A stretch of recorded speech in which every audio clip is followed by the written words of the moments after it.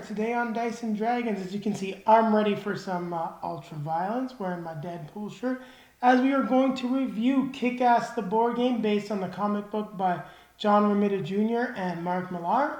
Now the game is published by Simon, cool mini or not, and designed by Maurizio Vergendo, Roberto Pestrin, and Halmar Hack, sorry. You guys got some very cool names. It was difficult to remember, but if I didn't do it right, please let me know in the comments below. Now I'll kick it over to Julie, who will tell us more about the game itself. So it's a cooperative game, 1 to 4 player, 18 and above, and plays in about 60 to 90 minutes. We did play it much quicker, actually, in a 2-player game. I definitely think you can speed it up a Yeah, bit. you can, especially once you get the hang of it and you start, understanding each round very quickly. You can get through them more quickly. Yep. And so to tell you guys just a little bit more about the game itself. Now, in this game, what you're going to be doing is you're going to be trying to defeat the major villain. And now you will select the villain at the beginning of the game. There will be an event deck. Once you complete 3 events, you will then be engaged with the boss. And you've got to follow the conditions of the boss you've selected. And hopefully you're going to beat him up, save the day, and, make sure New York is safe, because there's no Spider-Man, there's no Batman, there's no Superman in this universe. And you also get to, not really level up like Julie likes, but what do you get to do along the way? You get to pick up some you get to buy at the shop some cool gear, I guess you could call it, and you get to pick up some weapons. Yep, and some interesting activation cards. But let's not talk too much more about that. And just for those of you that know our videos, I want to stress this, that we are doing something different today. This is going to be a components and a review video. We're trying to get this out a little quicker than normal. And it will still be nicely timestamped for you down below. And I just want to give a shout out to Keith, the guy that I was talking to as I was trying to actually film this video. Thanks for all your help with Printer Studio and your nice comments. Julie and I appreciate it. And with that being said, we're going to grab our drinks, grab our best friend, and Take what do it we to do? the table. I'm looking forward to taking this to the table. The game, It looks colorful. it's very colorful. Even the miniatures are fairly colorful, as you can see on the back of the box here. Mm-hmm. Well, you guys will get to see it all soon. Keep it right here, because we're going to be racing into action. And kicking ass. Yes, hopefully. Not getting our ass kicked, because that's the way the movie and the comic book started. Now we're going to take a look at the components for Kick-Ass the board game. Now for those of you that may have skipped ahead in the video, this is a different kind of video from us today at Dice and Dragons, as Julie and I are trying to do something new and get this out before we go on vacation. But don't worry, we're going to still have some releases for you while we're gone. We're trying something new. This is going to be a components and review video. We're going to do the setup and how to play in an entirely separate, more instructional video. We just wanted to make sure we get to show you guys all of this gorgeousness right here. And I do apologize for that corner being cut off. Now, we're going to take a look at the components, and we'll start with the rule book. Now, the rule book is probably one of the nicest rule books I've seen. It's very well produced. You even have a lot of really cool sort of in-universe stuff. You can see Kick-Ass actually getting the Kick-Ass board game. Well, he's taking it off his shelf there. Nice component list. And then if you look at the last page, we even get a little bit of some funny humor. And I do love the art. And just looks great. It's really a well designed and put together rule book, at least aesthetically. Now the way we're going to go over the components, we're going to go from the bottom up. Keep things simple for you guys. And let's get started. Now here we have the event cards. Now the event cards, you'll notice, have a 2-player, 3-player, and a 4-player marker, meaning 2 players use this deck, 3 and 4. The 2-player deck will also work as the single-player deck. Now let's take a look at an actual event card. Here in the event card, we've got the name, you are fired, the instructions to set up the event, what you need to do to complete and resolve the event, the positive effect for the heroes should they succeed. And here you have the negative effects if the event matures, meaning it goes from space 1, space 2, space 3, and is then removed from the board. Now here we've got the game board.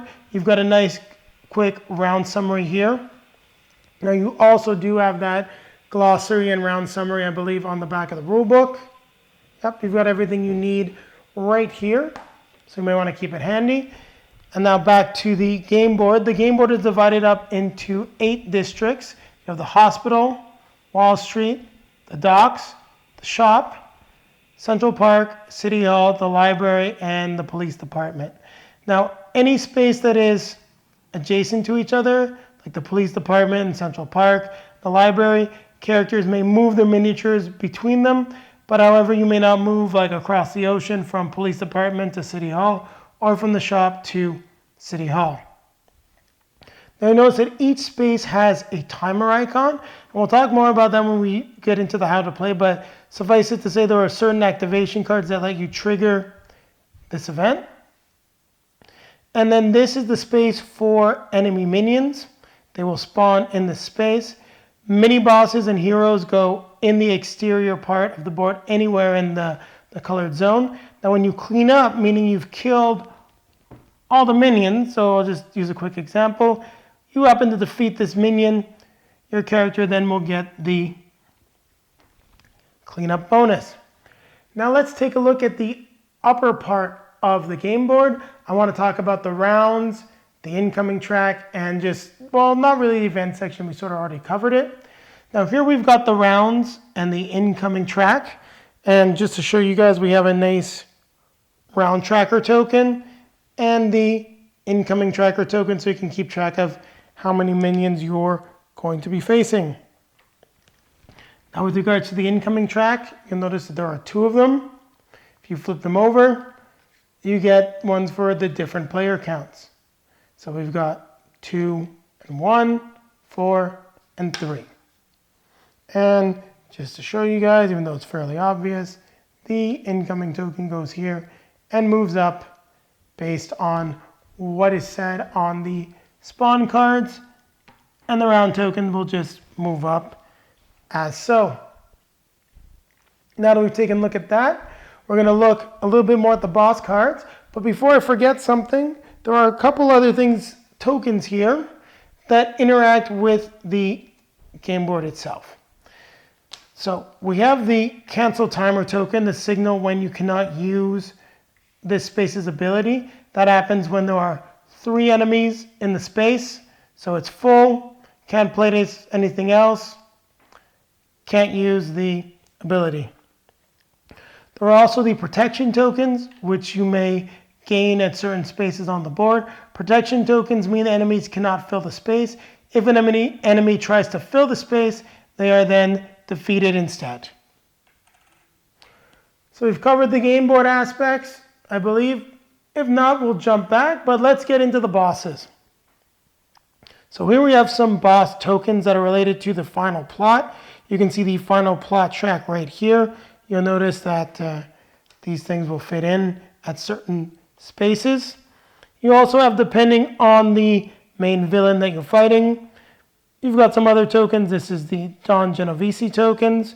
Here you can see the Red Mist tokens. There are 8 of them. And those tie into Red Mist, the Coward Bastardo plot, and the boss events. And there are 4 boss events cards. Here we can see sort of the, for those of you that know Kick-Ass, the upgraded version of Red Mist is known as the Mother Effer. I want this to be not an 18+ video, that's why I've got that hidden up. But the game is recommended for 18+. Just want to throw that out there. And then you've got these 4 boss event cards, but you notice they're different. They actually combine together to make a pretty cool map. Here we have some boss combat cards, and you'll see there are different abilities on the different cards. Heroes must reroll all hits at least once. Now these boss combat cards do not come into play during every villain. They only come into play some of the time. Here we've got some other cards, well, not cards, tokens that will go on the final plot. You've got their health marker, their attack, their power marker, and here you've got their armor, so if they have any armor, and you can take a look at the back of the plot card, and you'll get the details on how to set up your main villain. X always equals the number of players.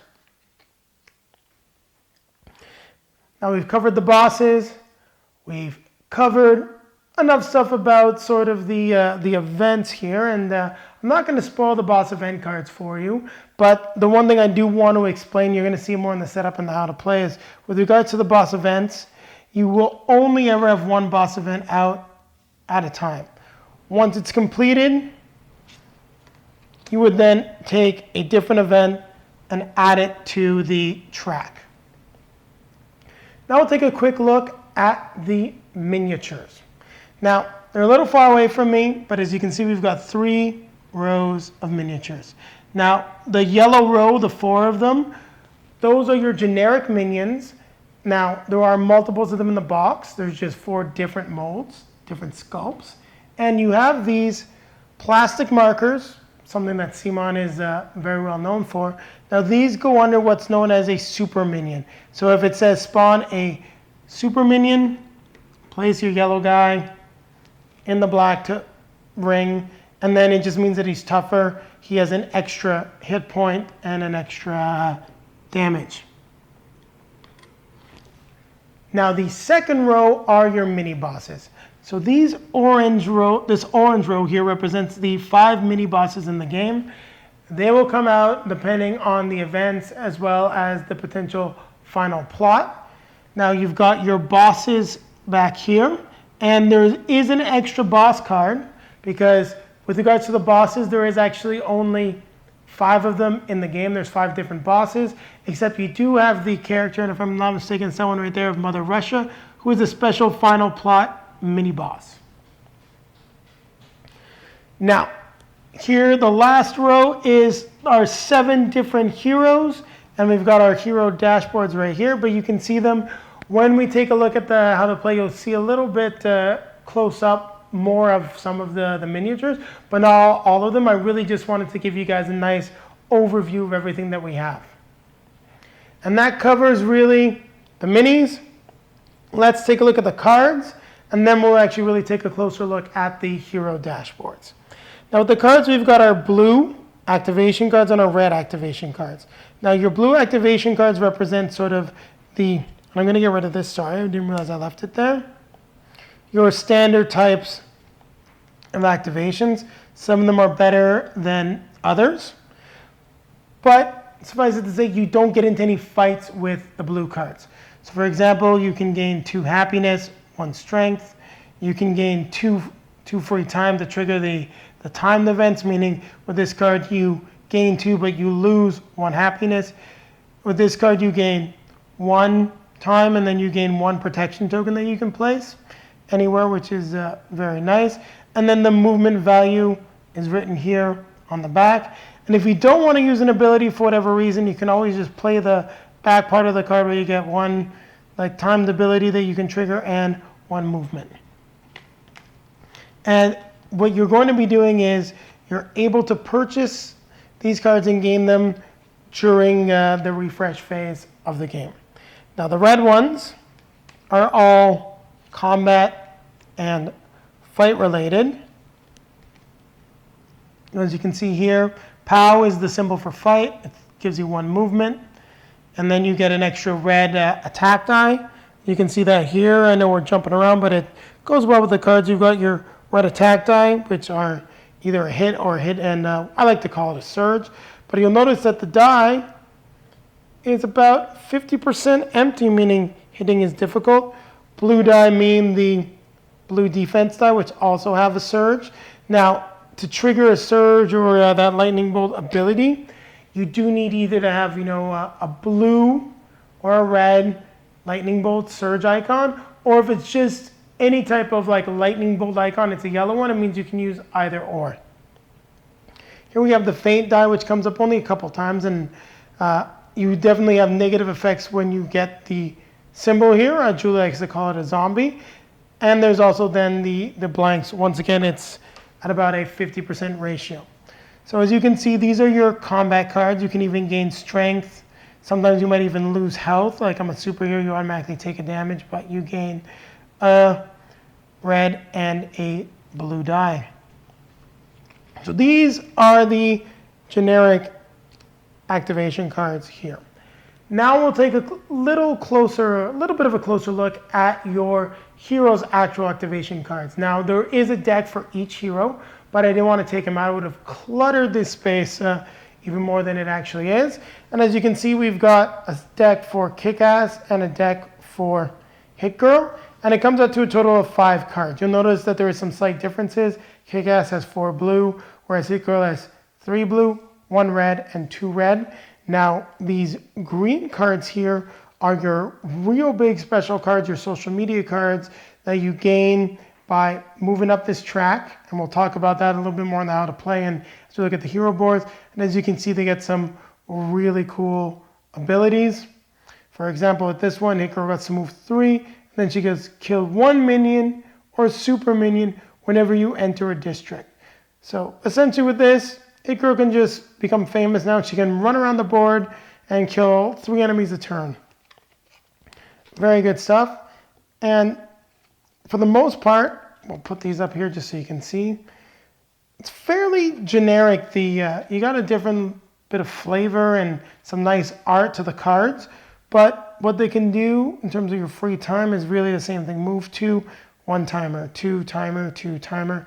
So not much difference overall in what you get in your deck. Kick-Ass does have 1 different card than all the other people, and that is this one here, the school money, where we get a timer, happiness, and $1 for essentially studying in the library. Now, put all this stuff back, and we'll take a look at the other cards that we have. Oof, and that card got away from me there. Now we've got the hardship cards. Now hardships are things that will come out depending on how happy your hero is. So if they slip into negative happiness, you will then suffer these effects. For example, alcoholism, when you get to the sleep phase, you lose 1 like. I'll have to double check this one. For example, Napoleon syndrome means you can only use 1 hand. And as you can see, they're nasty, and there are a total of 12 of them. Laziness was a real pain the last time we played. You lose 1 speed. And as you saw from the combat cards, you only have 1 speed sometimes. So hardships are things you want to stay away from. We'll take a look at the item cards quickly. And I'm not going to show you these ones here, but these are essentially the items that you get for your heroes as their starting item. And here we just have some examples of different items you can get. The katana, what it can do. This is if you use it as one-handed or 2. The dice that you gain, as you can see, it's got the surge equals 1 damage. And the cost of buying the card, you can purchase these in the shop. The nightstick, you have 1 red die. You can exhaust it to gain a blue defensive die. Cost $2. Kevlar vest. 1 blue die, 1 automatic defense, and a total cost of $4. So these are the items that are going to be showing up in the shop for you to buy. We've got the spawn cards. For those of you that are familiar with games like Zombicide will recognize them. They're very similar. So with regards to the spawn cards, you've got the information here. If there's any effect from the spawn, it is written here below. How much it moves up the incoming track, which as you can see is 1.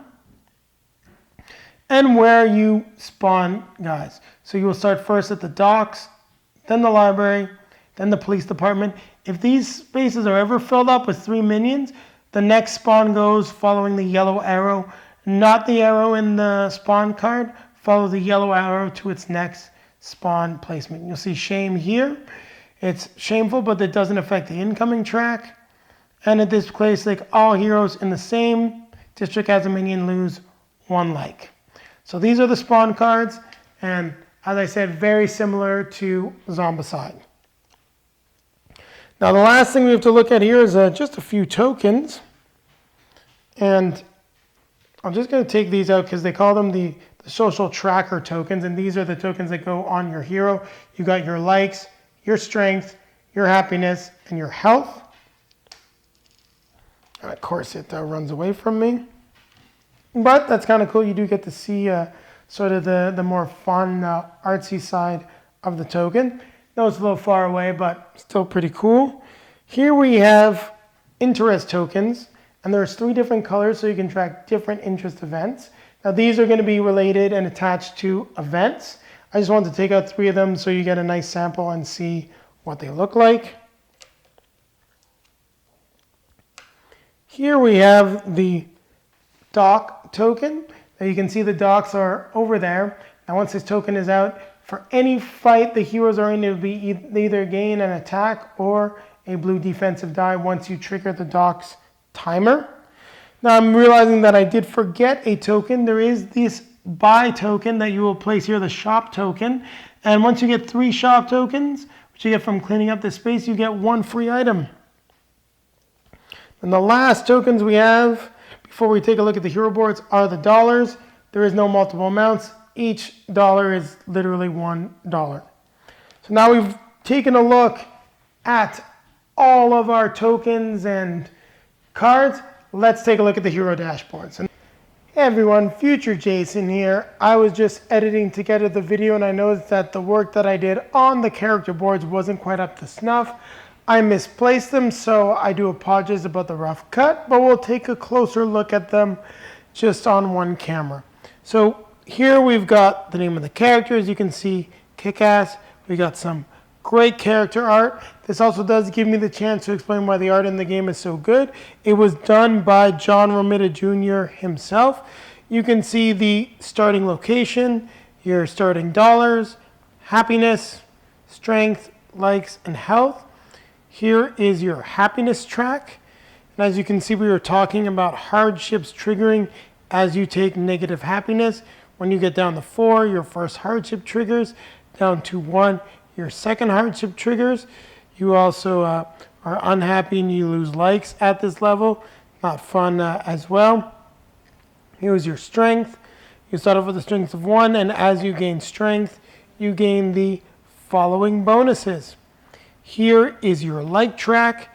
As you can see, when you finally get up to 1K, you save $1 on your total purchase at the store. When you get up to 100K, you gain a special ability during sleep. And in this case with Kick-Ass, he rolls 2 red die to attack any district. When you finally get to past 500K, I'd say $1 million, you get your green card and all your likes turn into dollars. Here you've got your health track, and when you're going to need to roll the faint die, this area off here or wherever you'd like it to be is your backpack. Some cards go right to the backpack.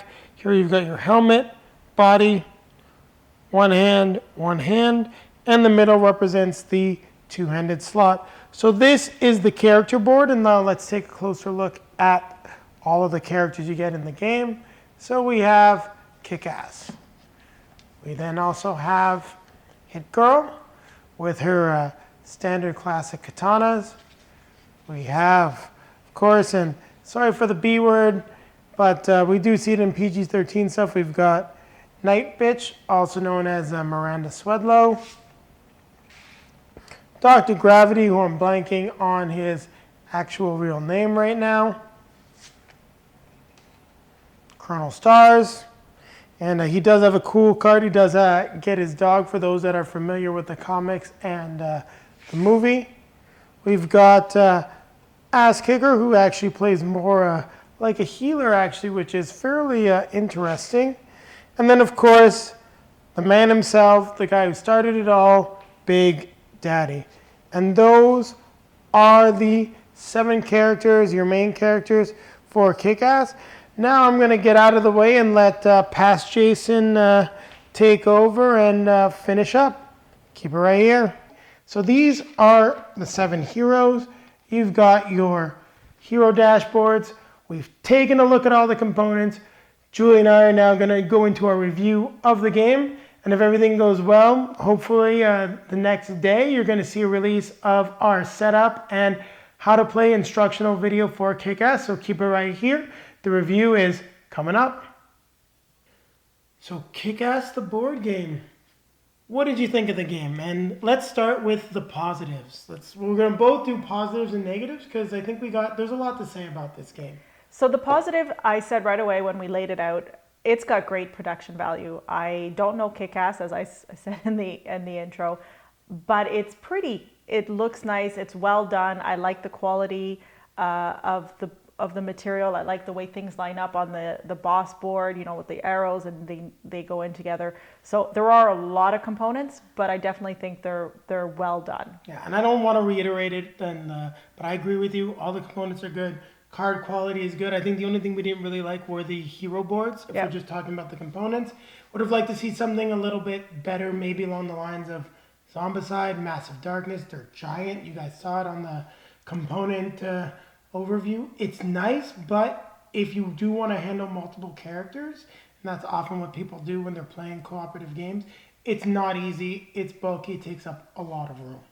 Now I'll let you continue. So I think that was the positive for me. The negative is the sheer randomness, and not just one level of randomness, but every step of the way of the round, there is another element of randomness that adds itself on. I've said it before for other games, I like to have something, at least one thing that I can anchor myself on and build my game around. And you can't do that with this. You can't say, okay, I'm going to power up on this side, or I'm going to try to power up this aspect of my character, or I'm going to try to focus on this aspect. You can't, because then you get overwhelmed by all the other elements and the fact that it's completely random. So I can't say, hey, I want that katana because I, hit girl. I can't have that katana because the next round it's going to be swept off and I won't necessarily get there in time.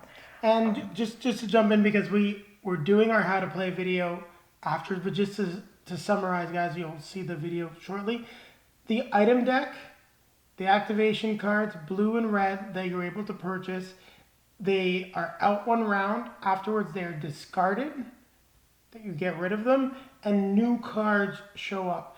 So there's not a constant supply as what's there. It's always changing, which in many respects is kind of cool, but in other respects it can be very frustrating. The sequence that the events come out is also entirely random, and I think we both felt that can also really affect the pace of the game as well. Yeah, I just felt I could never catch up, and I felt like we had no control over the game. I felt like I could never do enough, and it was difficult. Every time you fight, you lose a happy, and your happiness goes down, and it's really hard to put it back up. And then when you're fighting the boss at the end, you can't, you can do one or the other. I really felt like there was something missing. Like I should have, you have a dual activation card that you can have, but that allows you to movement or to purchase but you can't fight. You can't add a fight in there. So for the complexity of this game and the difficulty level of it, if it was a really easy game, then fine, but it's not that easy. So I find like that's missing, that I would have liked to have the opportunity to either buy something that allows me to do both, or have it just in there so that it makes it a little bit easier, or have two versions. Have an intro version that, as you get to know the ins and outs of the games, that allows you to do both. I don't know, that's my take on it. I just felt that it was so random at so many different levels that it was completely and utterly frustrating. We've talked about it off camera. We played the Thanos game, I don't know how many times, and lost them all, but never got this frustrated. No, and I think our main issue with Thanos was that sometimes it was like we had the opportunity to win, and then we got hit with bad luck. But we still made that decision, and we talked about it. Whereas in this game, sometimes it just feels like we're behind, we can't catch up. And I do like that aspect, because that means it's a difficult and challenging cooperative game. But at the same point in time, the fact that sometimes you can't fight. And then the one thing that I know you didn't talk about, and thank you for giving me something to talk about, is the dice. The dice can be 50% hit or 50% miss. The amount of times I see all misses coming up when I'm trying to fight is incredibly frustrating, because that means that in a 9-round game, that activation that I had is done. It's toast. Now, if you look on Board Game Geek, people will talk about being able to get cards that let you, like, items that let you re-roll. But you have to be able to get to the shop, buy it when it's available, and then hopefully be able to re-roll the dice. But even then, that's a sequence of events.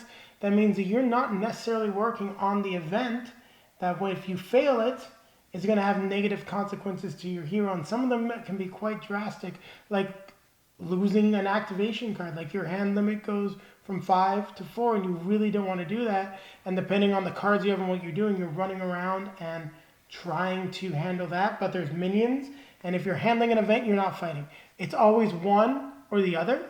And the way the game ramps up and scales up, we tried it with 4 characters. It was a little bit complicated and big and bulky. And even then, because the events ramp up so much, I didn't feel like it was making that big of a difference for us. It wasn't like any easier.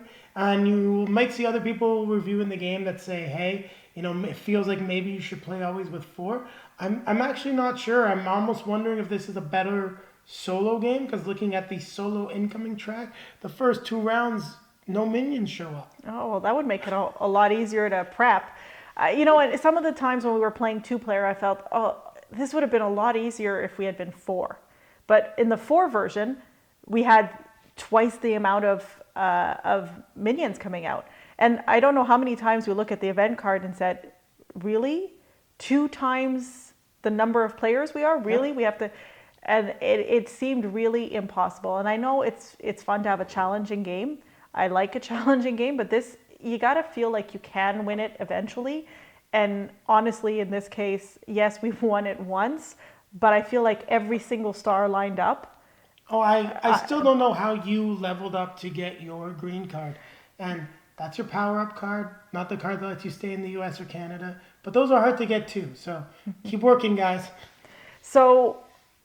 that covers it a little bit for me. I don't want to keep harshing on it. I think we've talked about the fact that But I do want to talk about how we won the game, because first of all, we did make a mistake when we were playing the game, and we actually had multiple boss events triggering. However, we were able to get items that let us get the game flowing and working. And that's where I think our biggest frustration is that the game works. The cleanup abilities, the chaining all that stuff together to eventually be able to clean up the shop, get a free item, get a protection token by cleaning stuff up. If you're able to chain it all together with the right items at the right time, the game works. It's fun and it's still challenging. And that was the game where it literally came down to the wire and we had one of our best dice rolls. Whereas another time we tried some variants suggested on Board Game Geek, because we're not the only ones with this opinion that think there's something wrong with the game and feel like there's something missing. Maybe it's just not built for us, but I've kind of figured that as a cooperative game, there'd be the easier version that we could play and then the harder version that would really challenge us. And we do enjoy being challenged. And I think this game takes a lot of elements, like just of games like Zombicide. I want to talk a little bit more about the gameplay, the spawning, things like that. It adapts a lot of stuff Simon has done before, but I don't think it adapts it very well. I think it just cheaply sort of carbon copies it, pastes it into the game, and while it kind of sort of works, there's other flaws in the game that means it just really doesn't work. Your dice have a 50% chance of failing, and after thought we were playing a really successful run of the game, it came down to, I need to kill these 2 guys. I need a successful die roll once or twice. Otherwise, we're going to potentially lose the game. I failed twice, and then afterwards, I'm just counting the rounds, what we need to do, and I go look over at Julie. I said, it's either luck. If we win, it's pure luck. Like, we are out of control of this game because I could not kill a single minion. And while that's thematic because, these are real people and it feels like they're real people, it's also a game where we're supposed to be heroes managing characters. And I feel like our characters aren't characters, they're resources. Health is a resource you're trying to manage, so you lose the least amount of possible. You're trying to manage your happiness. You're trying to boost different things to hopefully become strong enough to win. And when we got that perfect storm, and the perfect storm required sniper rifle, which is an excellent card. And if you're able to get that, you can do very well. And we were chaining all sorts of cool stuff. The game was super fun. But to get there, it's random. It's pure chance. You could get a card, and I'm going to cite the event card, which is, I believe it's Feeding the Poor, or references that. The one where you have to put dollars on it. Yeah. The first time we played, and when we kind of just restarted, we were trying to manage this card. We didn't fight anyone, and we failed the event because we needed like $10, and we didn't have any real way to generate that much money. And next thing you know, well, we had no money, and we couldn't buy anything. And then all of a sudden we had to fight someone, and we're behind the 8 ball. So, Well, and I felt like every time we played, except for that time where everything lined up, and even as, like you said, it went down to the wire, it always felt like we were behind and not in control. and I do think that's a cool aspect. And I do know, like, playing Pandemic, we played it on the iPad together, and you've seen people play it. Like, it's hard. Like, it's not easy to win Pandemic. Just like Thanos Rising, when it's not easy to win, you can. And there's a great video out there on BGG. I'm forgetting the guys that did it.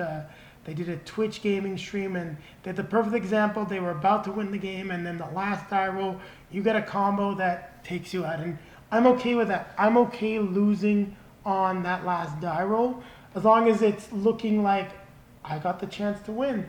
Whereas most of the time, we're like, we're dead.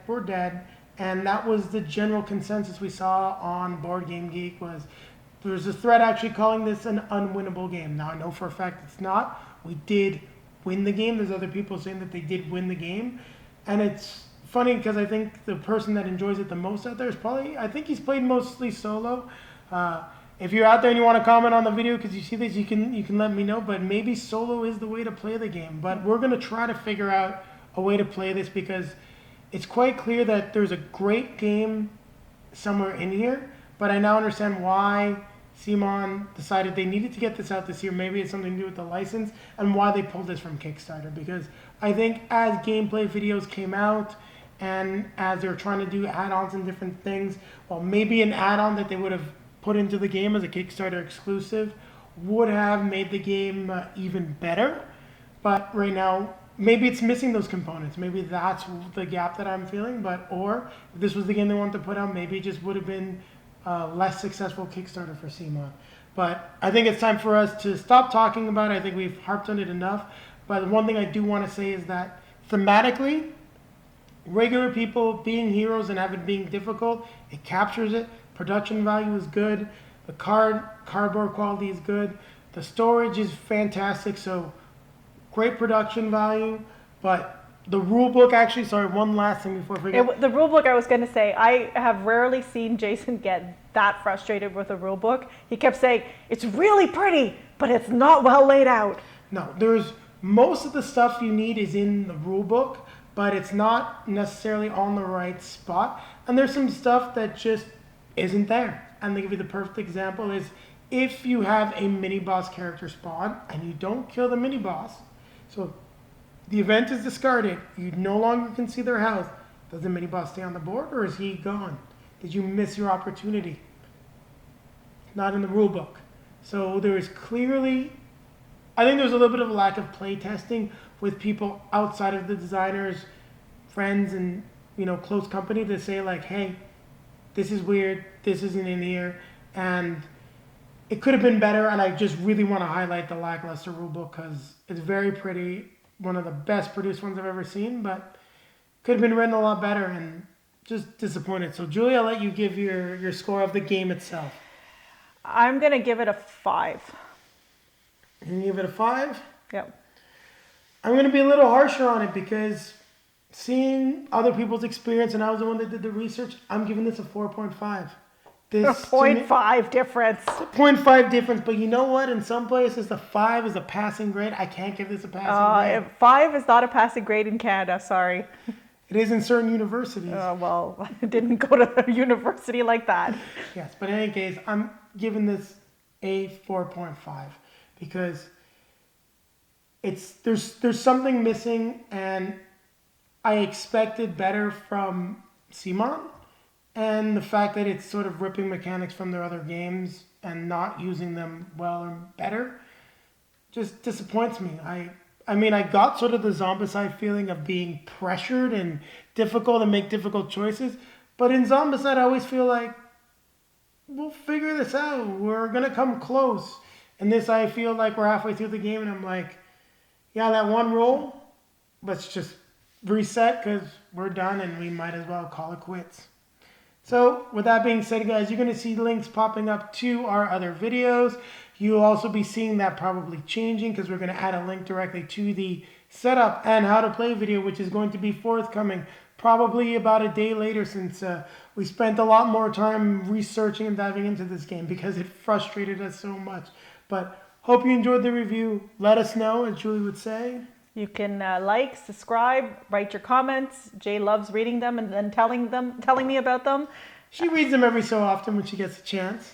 Actually, we got a comment this afternoon, you said, from somebody. Yes, once again from Keith, who told us to keep doing what we're doing, and thanks again. And you guys will be seeing the forthcoming video for Kick-Ass very shortly. So grab your drink. Yeah, grab our drinks, grab our best friends, even though right now we're two dead heroes in the pit. And keep playing games. Hopefully better ones than this one. It was frustrating. It's Mm-hmm. Last comment I want to say, you know what this reminds me of? It's like Firefly Adventures. Both games there's a good game in there, but just not coming out. Just not coming out. I want to see you. Come visit me. Oh, Jay.